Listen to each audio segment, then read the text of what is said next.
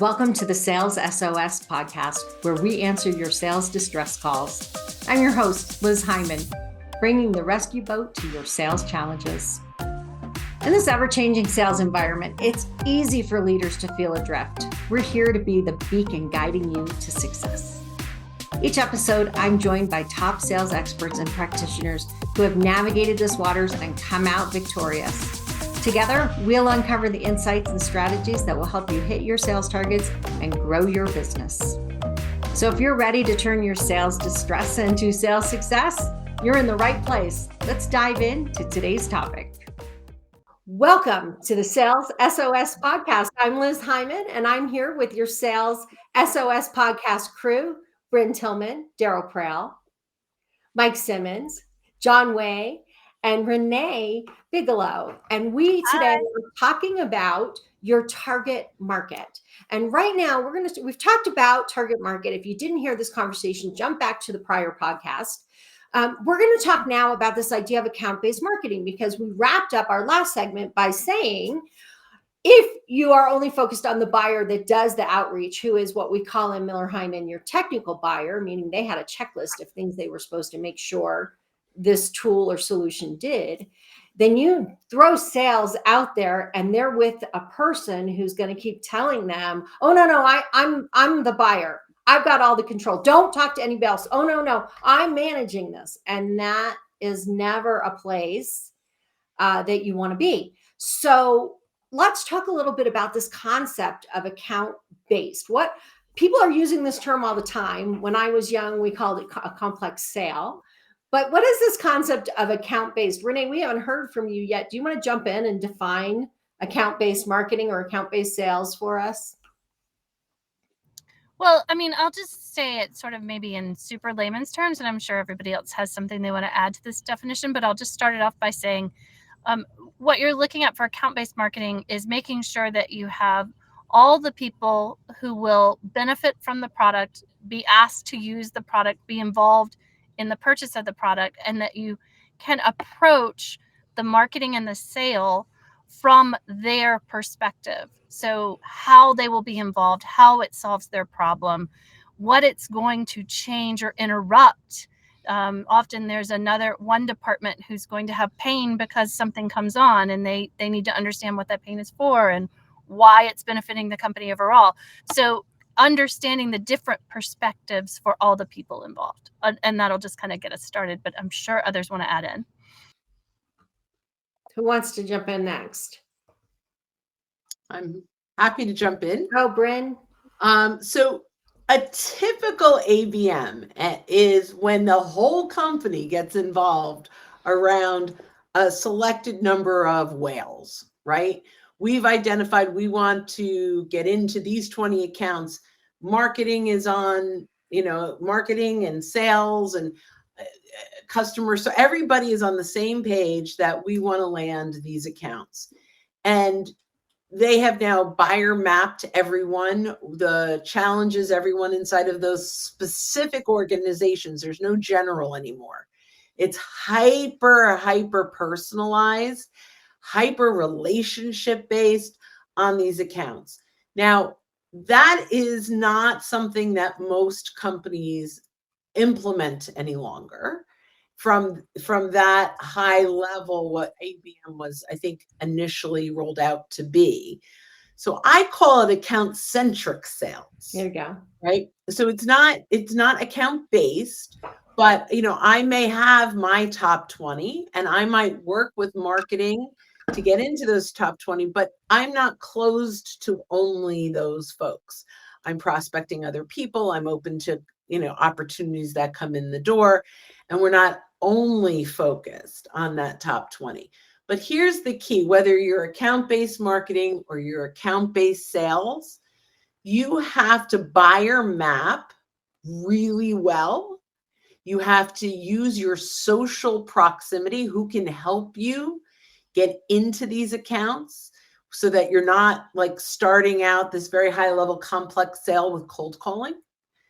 And we have to bring value that they are not seeing anywhere else when we're at that level, whether it's through our content or our conversation And the value is different for each role.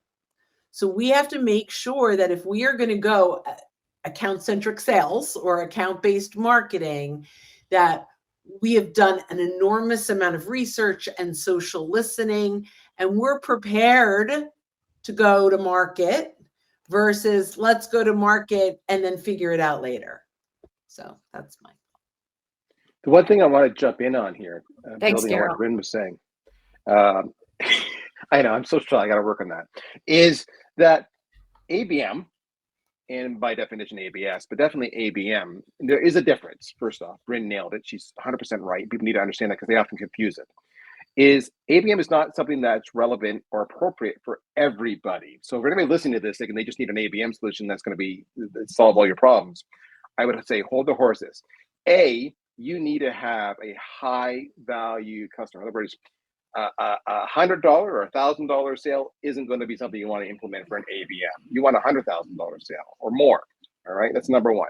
Number two, you want to have a very defined list, exactly like what Bryn was getting at. In other words, what we typically do in an ABM model is you might say any one rep is going to have 10 named accounts that are their whales, then maybe 40 tier 2 accounts, and then maybe 500. When I have time, I'll go touch them. Otherwise, or I may elevate somebody from stage 3 to stage 2 if stage 2 gives me a hard no, that kind of thing. But I'm primarily focused on those tier 1, those 10 whales. Third thing is marketing's got to have a big ass budget. So to do ABM, if marketing doesn't have like $100K a month, they're dropping a pay-per-click, and that's just an arbitrary number. But in other words, it's not $5K a month. You see what I'm getting at? Then again, you're not a candidate for ABM. So I just want to make sure that's out there because a lot of people drop ABM like it's the solution. If ABM doesn't apply to you, either they're not a high value prospect, they don't have a big average selling price, or you don't have the budget to do on the pay-per-click side, that doesn't stop you from doing ABS. In my day, we would have called that target account selling, but I'm just going to go after some named accounts, right? And that's awesome. And that ties back to our last conversation we had in the last episode about your target markets and your ideal customer. Naming them, going after them, identifying and building out that buying committee, and understanding what their individual pain points, that Mike was saying, is spot on, and that's how you get engagement. But there is a big difference from the two, and not everybody's a candidate for it. So don't waste time if you don't fit the ideal profile of an ABM marketer. Mike or John, do you want to add something? I'm going to jump in then quick, and then I'm going to let you go, John. So one of the things that we can do is kind of skinny down that concept of account-based. So there's this, and again, I just kind of use account-based without an end to it, because account-based marketing, account-based lead gen, account-based sales, they all have a slightly different meaning. But we can kind of skinny down the concept too and say, and put in place a plan that, for instance, if somebody comes in and is a company that we would love to really land, and the technical buyer, somebody who's just kind of doing the research, lands on our site and downloads some stuff, we can then quickly jump into an account-based approach. So we can say, hey, we want this one. Have a team in place that will go then identify who are all of the other buyers in that potential account that we might want to talk to, and then decide, are we going to market to them? Is the salesperson going to call them? What are we going to do to rally around this potential account that we really want? And then how is sales and marketing going to work together to execute that? So it doesn't always have to be we're going to spend $1 million and do this really dynamic and well thought out account-based targeted marketing campaign and sales campaign. But we can sometimes use those concepts to help us move further into a selling environment that we want to be in. John, did you want to say something before I jumped in and said that? I was just going to add on to what y'all said from the strategy that I saw, being done at the enterprise is, everybody said it, and I'll go a little bit deeper, which is you're going to have all of your ducks in a row. And one of the things that I saw really specifically was not only do you have to have, your marketing, I guess, for lack of a better word, more of your top of funnel assets, but you also need a lot of marketing assets down at bottom of funnel. So examples of like customer references, Are they all green? Because you're going to need to pull them. Do you have like really good, I guess even more in depth in industry, like almost like near account case studies and things like you have to have all of those things ready to go, because you like Brent said, you cannot make this up on the fly. So I would definitely say that you need to have a plan to make that happen. Building off what John said, again, because with the sales SOS podcast, if you're a bag carrying sales rep, exactly to John's point, when you are on those discovery calls and you're identifying, quantifying not only what the pain issues are, but the consequences of those issues, the full impact, you must, underline, exclamation mark, share that with marketing. And you must influence marketing and their content team to make you content like those case studies, like those ebooks and white papers, so that you can go back to these target accounts and say, these are our other customers who you compete with probably solve the problem. It's hyper narrow. Marketing is going to resist because marketing wants to make stuff that applies to top of funnel, to hundreds or thousands of people. They don't want to make stuff that applies to 10 people. So this is the back and forth, but you have to give them that information, because in those nuggets, you're also giving marketing hot buttons and messaging that they can use in their demand gen programs that will feed the machine. So I cannot tell you enough, build that relationship with your marketing and push them hard. They will push back. That's okay. That's the give and take. One of the cool things that happens with strategic accounts, which is where a lot of these types of accounts would fall into, is it goes beyond that initial demand gen, beyond the initial acquisition, and into things like retention and expansion, retention and growth. And then you start to think about, hey, how can we rally the entire team, as was said a couple of times here, around what to do with this customer? And that includes marketing, sales, customer success, customer support. If you've got product-led growth, if you've got a product-led growth motion that you're using, some kind of freemium type thing that's out there, you start to look at people who might be operating inside those companies because they're coming from the same IP range, even if they're not using a company known email address. You start to pull all of this data together and start to get really targeted around the specific companies that you're focused on. And now marketing, even though it's not the 100,000 people out there in the market who are potential, it might be the 100,000 people inside a company that could be potential users of the product. So you start to get into that end user discussion, which is really one of the really cool things about taking a strategic account or a targeted account or a named account or an account-based approach to figuring out new ways to grow your business. And I think we could spend hours just talking about how to grow key accounts. And that is definitely on our list because it's super important. I want to back up just a second to I'm trying to make a sale to a complex, to an enterprise or to a large company that is a complex sale with multiple people involved in the buying process. One of the things that I hear often is, well, John said he was going to get so-and-so too, or Charlie said da-da-da-da, right? My guy said, I call it my guy selling. My guy said this is going to budget. My guy said that the CEO said, my guy said. So if you're the sales leader or you're the company owner and you just only hear one name and it's a big sale, $100,000, $200,000, whatever, $1 million, and you're talking there, your sales rep is talking about my guy over and over and over again, one person who's going to do everything. They're not. And the chances of you losing, those are the surprises, right? We had that one all wrapped up. What happened?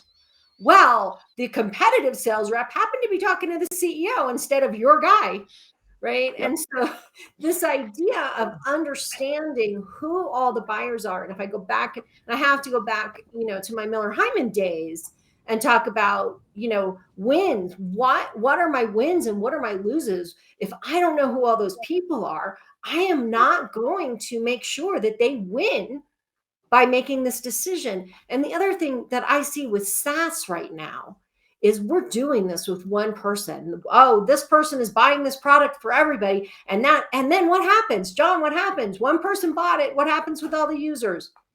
They don't adopt. They don't adopt. Biggest problem in SaaS right now, failure to adopt. What happens next year when it's time to renew? No renewal, no value.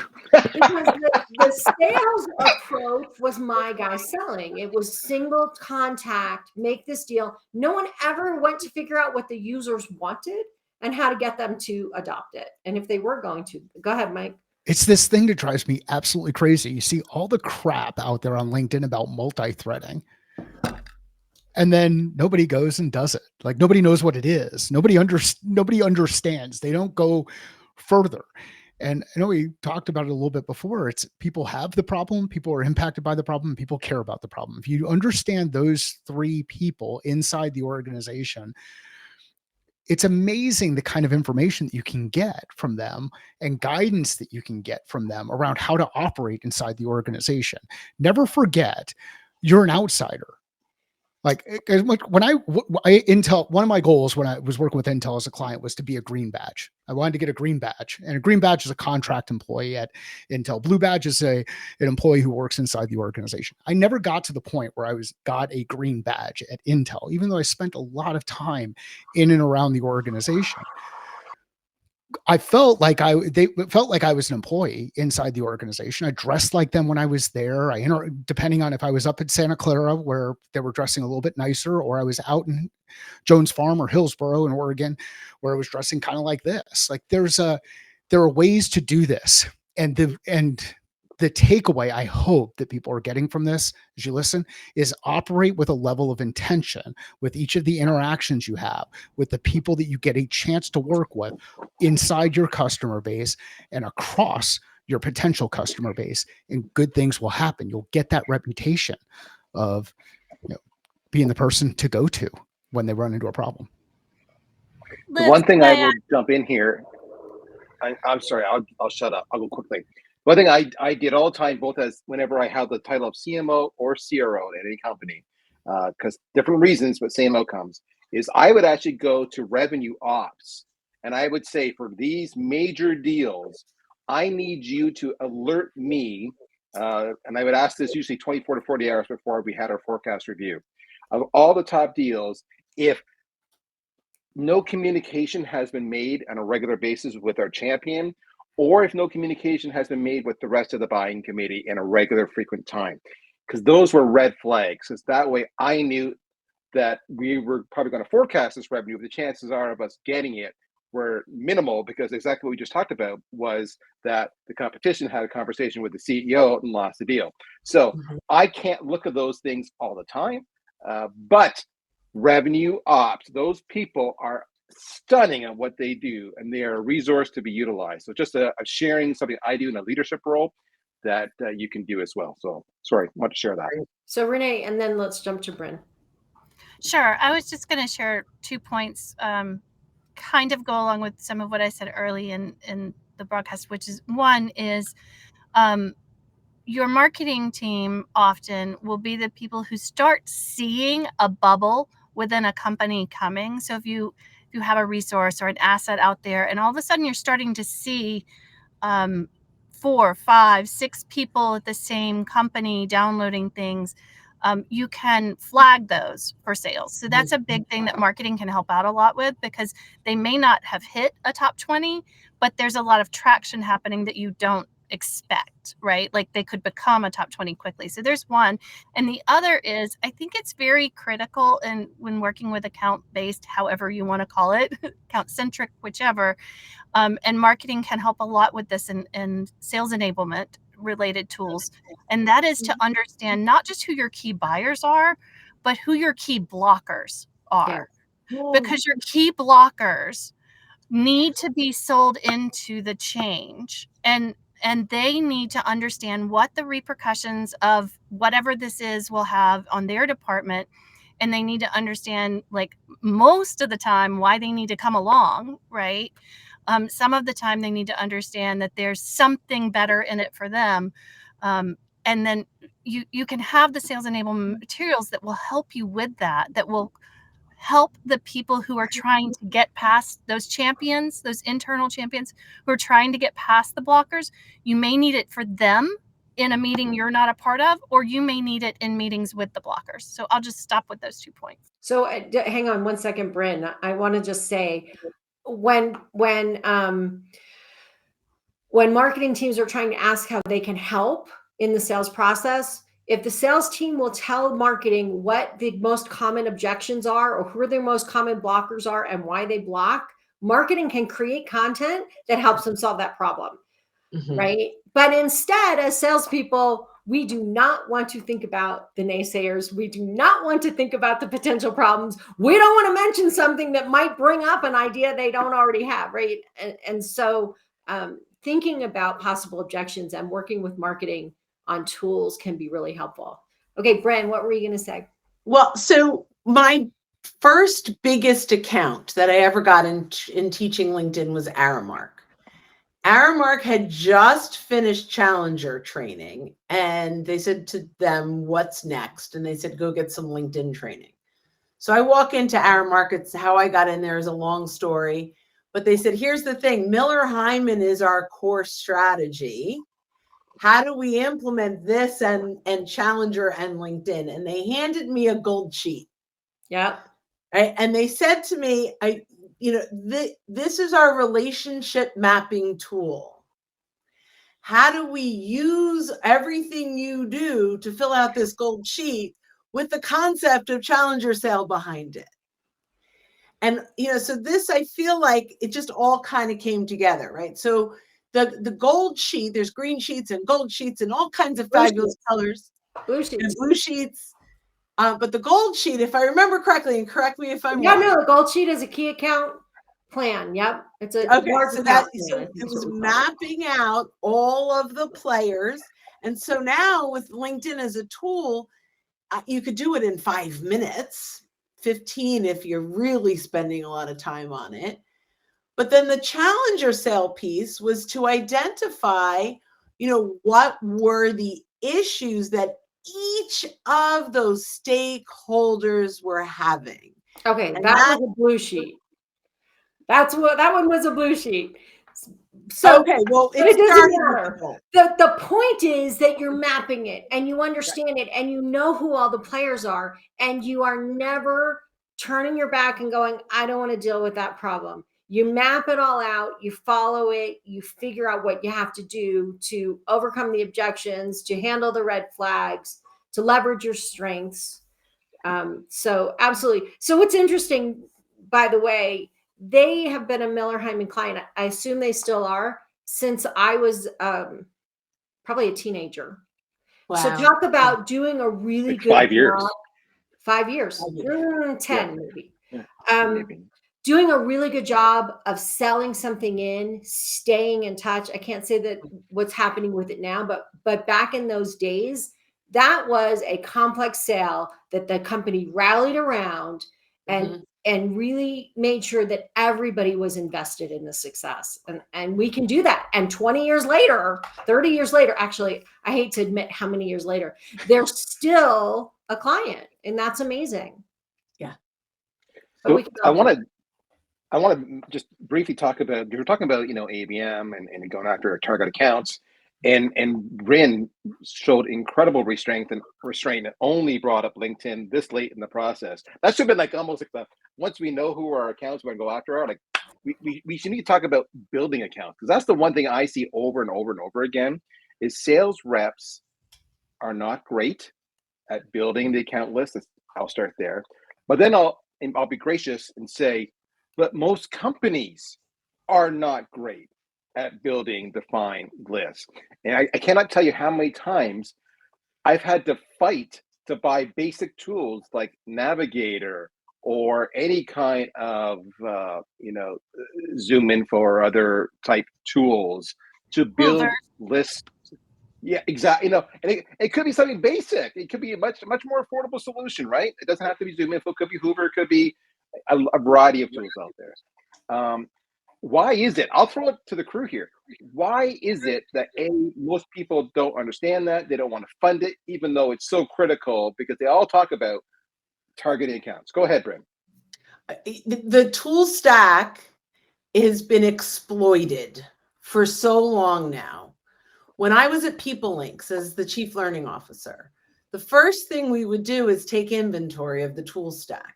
Yep. And about 80% of the tools they purchased, they were burned, whether it didn't do what it said they were going to do, doing what they said it was going to do was too hard, doing what they said it was going to do didn't actually become effective in the sales process.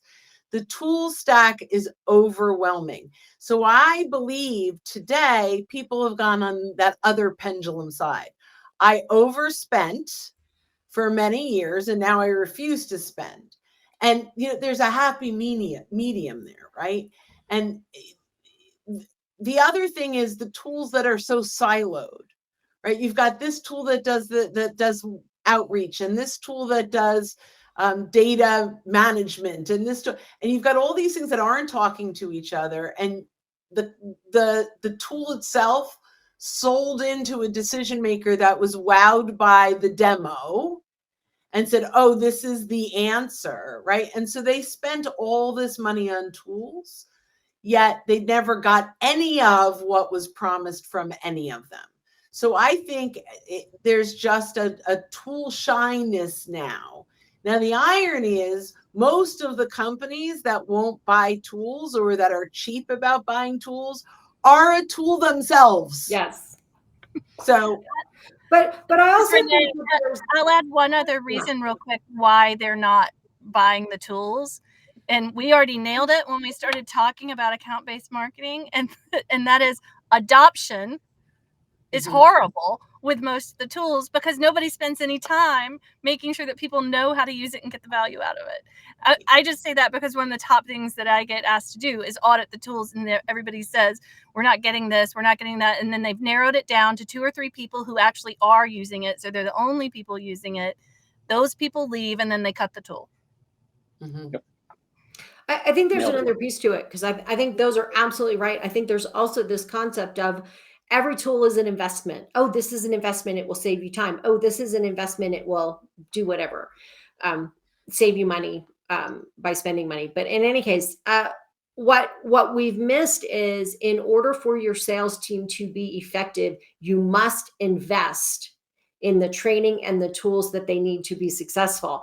And so we almost need to train leadership to think differently about investing in sales success. That does not mean, by the way, and you guys have all seen this, you need every single tool there ever was in order for your sales team to be successful. And the sales team's going like, okay, I have to go to 7 different tools in order to do my job.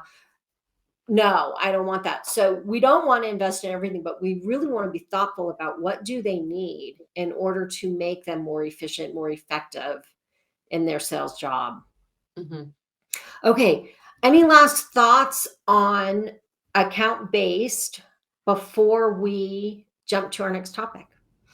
I'll add just one little parting thought that's a tip for people to think about. If this is kind of new to you, this is where marketing can help a lot with some of your fields and your data. You're going to probably need to kind of clean it up. You're going to need to think about some progressive profiling with some of the contacts that you have and getting more information. Titles is one that I see like missing in so many customer databases when I get into them. And you really do need to know titles if you're going to go after this. So if you're even contemplating this being part of your strategy, working on that data is a really big first step. I just want to say how impressed I am that Renee mentioned progressive profiling. Awesome. We need way more of that. That's awesome. Okay, we're going to wrap up this segment. I think the key takeaway is understand who's involved in the buying process and then figure out as a team what's your approach. Is this a targeted account we're going after and we need to surround? Is this somebody who's come to us and we need to figure out how to do it? How does marketing support sales to touch all of the different buyers? How does leadership make sure that sales is actually talking to all the buyers? How do we stay in touch in a complex business-to-business sale with all of the people that we need to be in touch with and in order to make the sale? And that's a wrap of this episode of the Sales SOS podcast. A huge thank you to our experts for throwing us a lifeline with their insights. We hope today's episode has equipped you to navigate the sales seas with confidence. Never miss an episode. Subscribe to the Sales SOS podcast on your favorite platform. If you have questions, comments, or topics you'd like us to explore, join us live on LinkedIn every second Friday, or share your questions on YouTube or LinkedIn.